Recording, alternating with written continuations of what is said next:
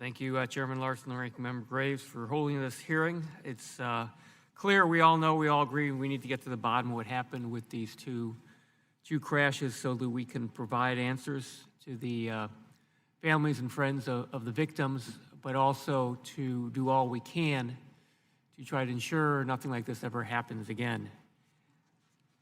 I want to focus my questions on the certification process. I had said at the hearing we had a few weeks ago, I think that there was something went wrong. We need to figure out what that is. We're still waiting for answers in investigation here. But I want to ask more general questions about the ODA program. I want to start with Captain Sullenberger. In your testimony, you pose a lot of important questions for Congress to consider with respect to the certification process. Do you have any specific recommendations at the moment with regards to general reforms of the process?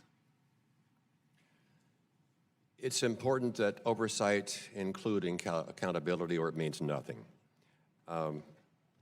First, it's important that FAA be provided the budgets that are sufficient consistently to fulfill its responsibilities to the safety of the traveling public in terms of staffing, in terms of providing those who oversee certification with the subject matter expertise to be able to do their jobs, especially as technology improves, and especially in this global aviation industry. It's often very difficult internationally for FAA to have the budget, the staffing, and the subject matter expertise to do the oversight that's necessary, particularly for foreign manufacturers.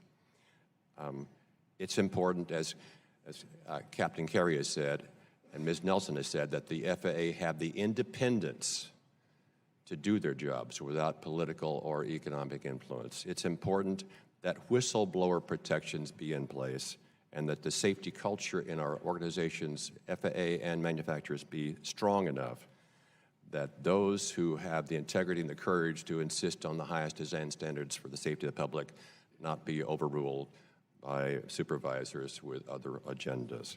How do we do those things? Pardon me? How do we do those? We start with the organization itself, and we start with how the incentives in each organization are aligned. Are they aligned for expedience, or for economy, or are they aligned for consistent application of best practices? Are people hired and promoted and receive bonuses based upon production numbers or based upon quality, safety? We get what we measure. We get what we reward. And right now, in important ways, the incentives are not aligned toward consistent public good sufficiently in all our organizations.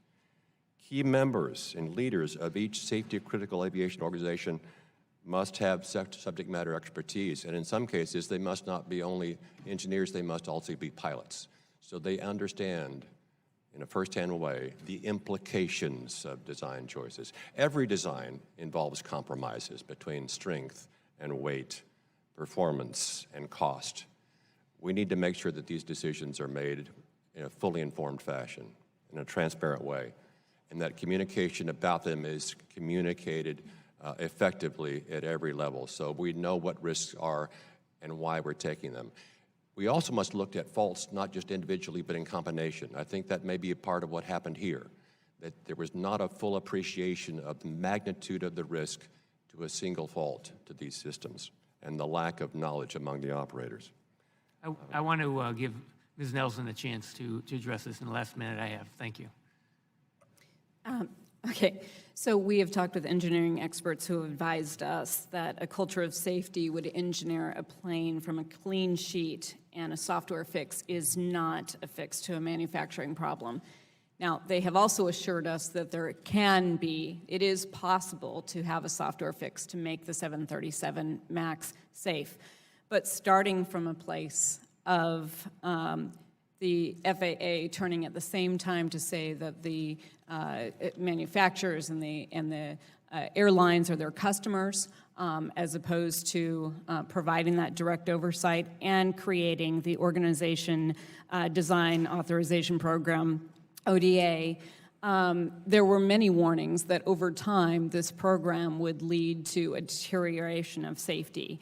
And that is because there is not the rigorous oversight throughout the process that may have led Boeing from the very beginning to make very different decisions here because of the oversight that would have been involved if we were to return to the FAA oversight prior to ODA. Thank you very much. I yield back.